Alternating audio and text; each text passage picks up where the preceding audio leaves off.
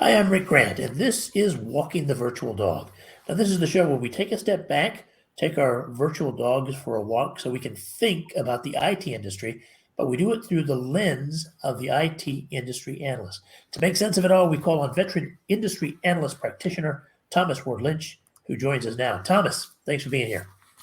Thank you for having me, Rick. It's been fun this time around just to go through these segments and talk about real life applications, whether it be smart factories or the applications of technologies for blockchain and transaction. Fantastic stuff. Now we turn to something that couldn't even get more real for us, which is we're going to talk about cars, automotive manufacturing, and the changes that are occurring there. There was recently a pivotal, you could call it a very big announcement. You could also call it a pivotal announcement.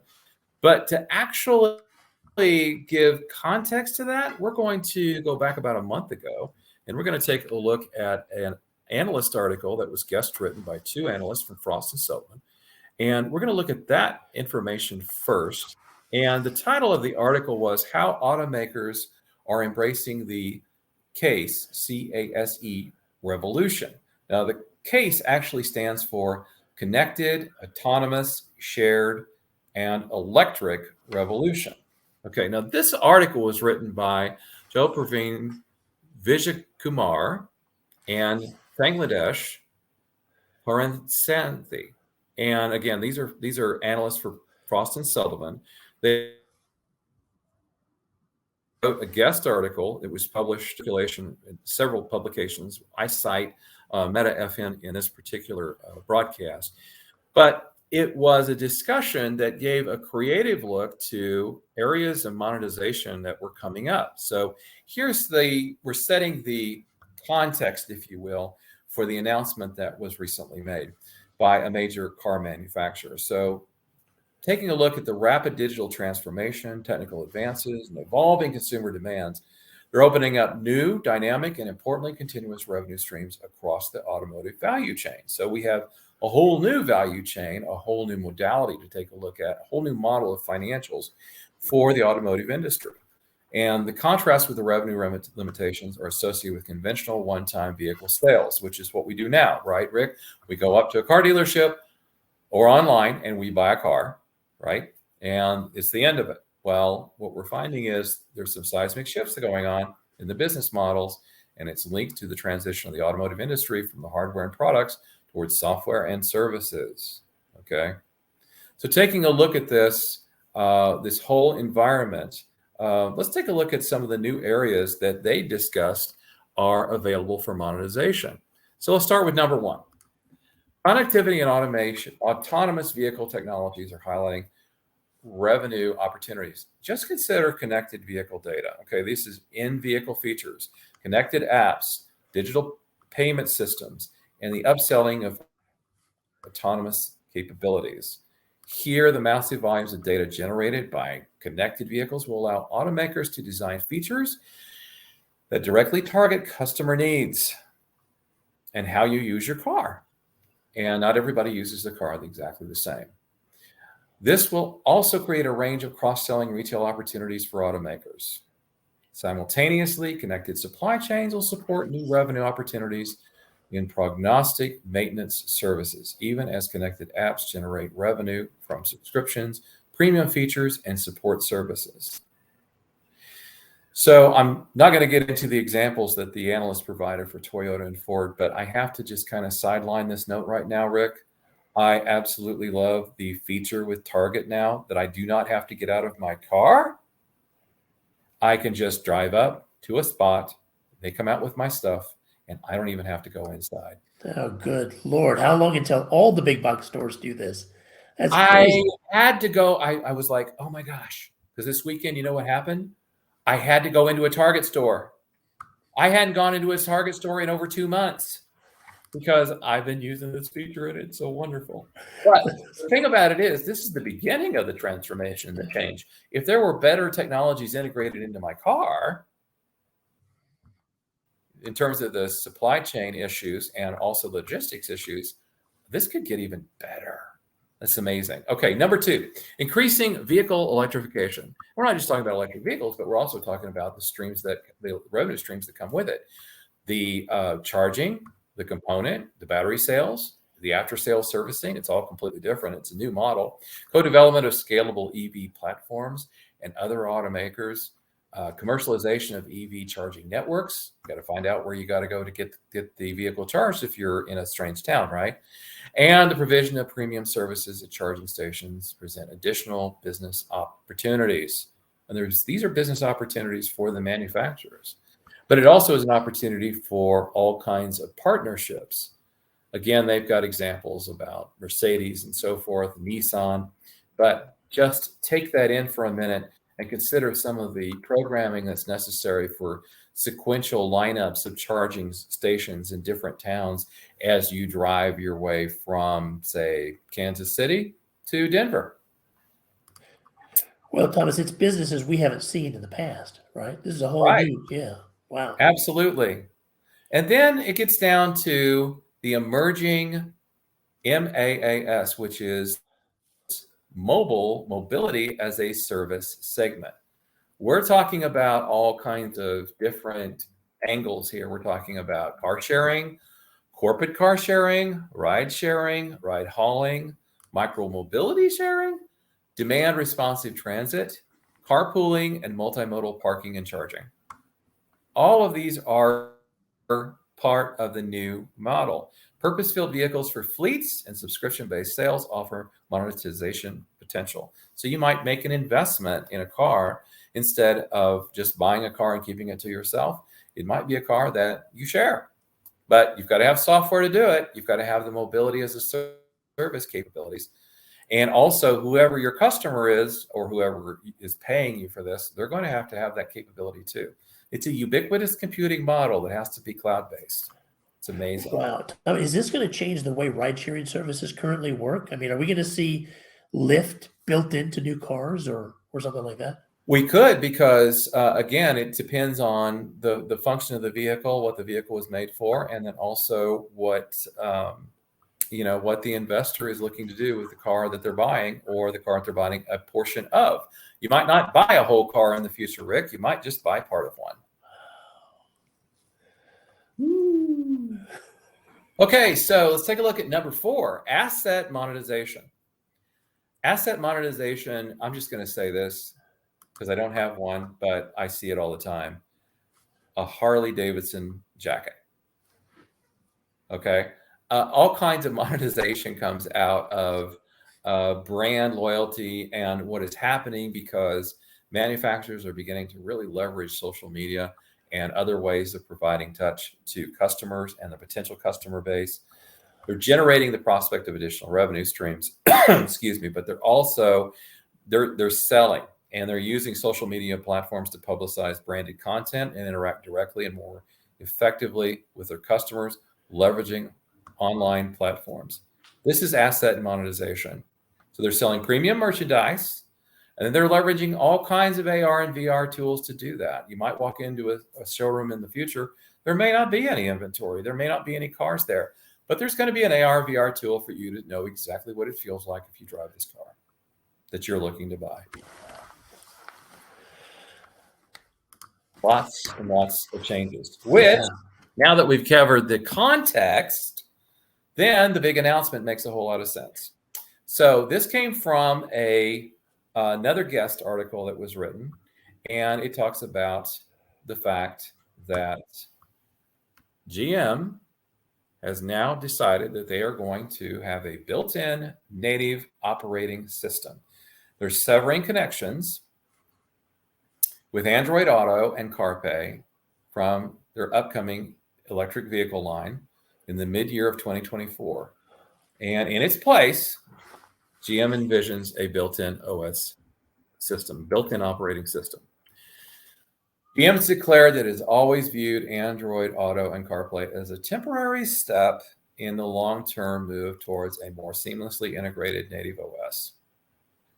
To offset some of the inevitable pushback, the U.S. automaker has added the Android Auto and CarPlay will continue to be available in its, those old, internal combustion engine models, ICE, and will only be phased out of its EV lineup. So in other words, if you're driving a combustible model from GM, you're still going to have the capability to connect to Android Auto and CarPlay. But the point is, they want to create a more integrated experience for the driver and for the owners and for the passengers in the cars. At first glance, the decision appears to be surprising since GM's customers have long been accustomed to integrating their smartphone. I mean, I use my phone in the car all the time. It's like a second office. With the car's infotainment system, but CarPlay in the case of iPhone and Android, Automotive in the case of Android phones. In both cases, this enables a lot safer driving, right? And so it's going to be a little bit of a change for us to see all this, but GM's confident that if it creates a built-in operating system that will support a more convenient in-vehicle infotainment experience. And unlike Android Auto and CarPlay, the OS is embedded into the vehicle, alleviating the need for connect/plug in the occupant's device. A native OS also offers specific information, battery parameters, or the location of the nearby charging stations, for instance, for EVs. So, of course, there's going to be built-in navigation. That's going to be part of the process as well. We're driving cars here. But it goes much, much, much further than that, Rick. So let's get back to the basics of the car. This is GM's core platform. All right. Remember all those things we said earlier about monetization? Yeah. The truth is, they, along with every other manufacturer of cars in this world, do not want to let go of the opportunity that is being placed before them as a result of technology.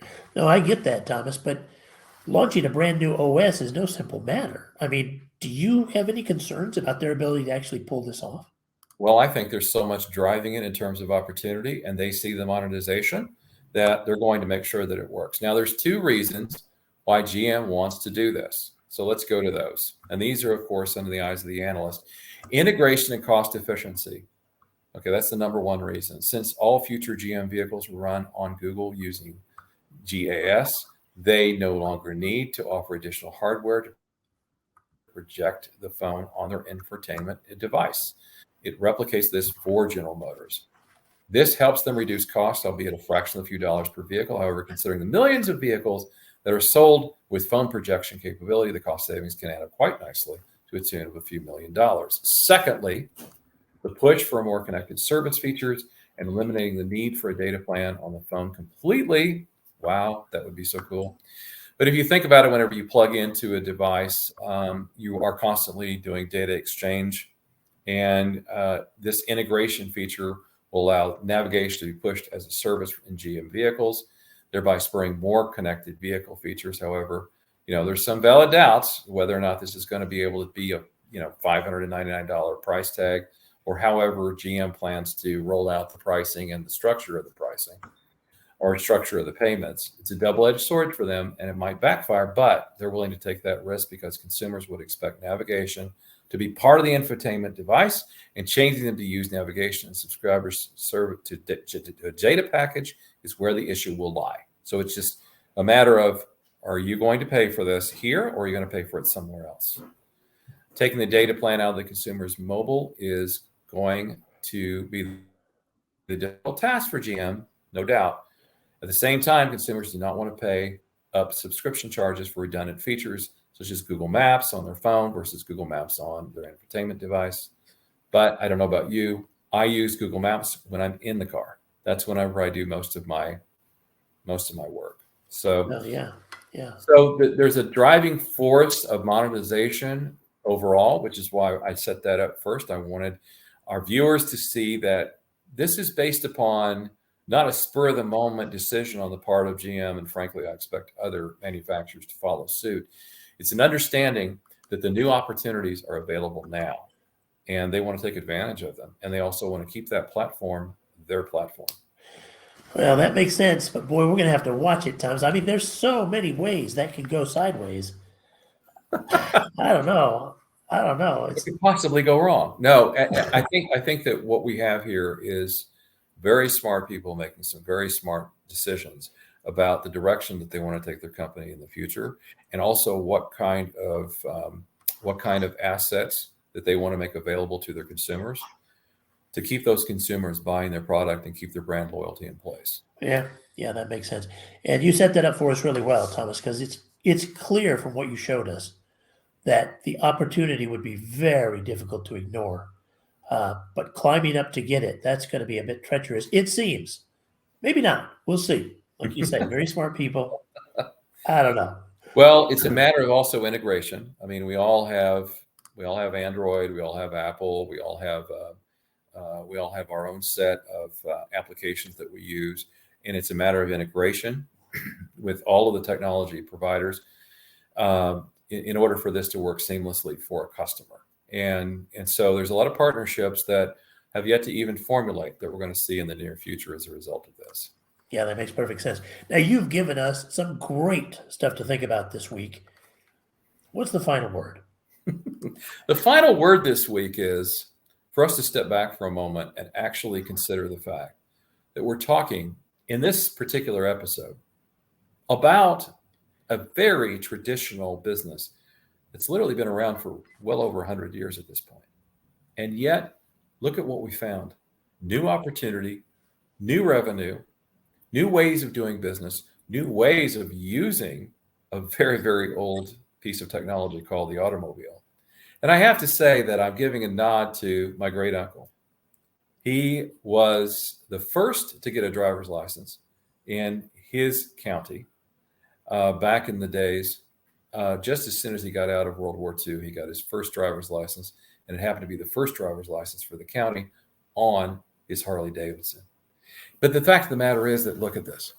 We're looking at something that is new all over again. And when that happens, we're reminded of something incredibly important in all of our jobs and all of the industries. And that is that the opportunities are endless. If we continue to look at just what we've got in our own backyard, we forget to look over the fence. We forget to look for new opportunities, and we forget to see what others are doing and changing. And just because this happened in the automotive industry and we're seeing it unfold in real time, the truth is it can happen in a lot of industries at the same time as well. New opportunities are unfolding as a result of new technologies, and new opportunities are available to us. I'm reminded of something that I went through when I went through consulting school. And a case study was presented about Southwest Airlines. Now, the most expensive thing that you can do is, as an airline, have your airplane parked at the gate. And Southwest Airlines, like all the other airlines, knew this, but they thought, well, we just have to clean the planes, and we have to deplane, and we have to onboard the plane in the normal procedures, and nothing can change. That wasn't good enough for Southwest Airlines years ago. So they decided that they needed to make a change, because if they could make that change, they could change their bottom line. They could become more profitable. You know what they did? They looked toward the Penske racing team and what happens in a pit stop, and how a car is completely serviced in a matter of seconds, because it has to be serviced in a matter of seconds. They completely changed the way that they handled everything that happened from the point of whenever a plane is parked in a jetway and it leaves. As a result, their wait time suddenly dropped, and their planes got higher circulation, and their profitability changed. It's time to look over the fence and recognize that the opportunities are truly endless. I love it, Thomas. The other thing that's endless is the amount of research that Thomas and his team have done. Now, this week, you've seen him talk about a number of key important points and bring to light some analyst comments that were really shed light on the industry, but there's so much more available on the website. You need to visit, Thomas, the site again. Oh, well, we have empiremediapartners.com. That's where all of these websites will continue to be linked. Also, we do a newsletter that summarizes the 5 segments every single week. And those are also available that provide complete summaries, and also provide cited all the researchers, the reports, as well as the publications in which we extract the information from. And of course, we ask that you like and subscribe our page, because we will continue to provide this kind of information on a regular basis, Monday through Friday, every week. We're going to do it again next week. Join us next time on Walking the Virtual Dog.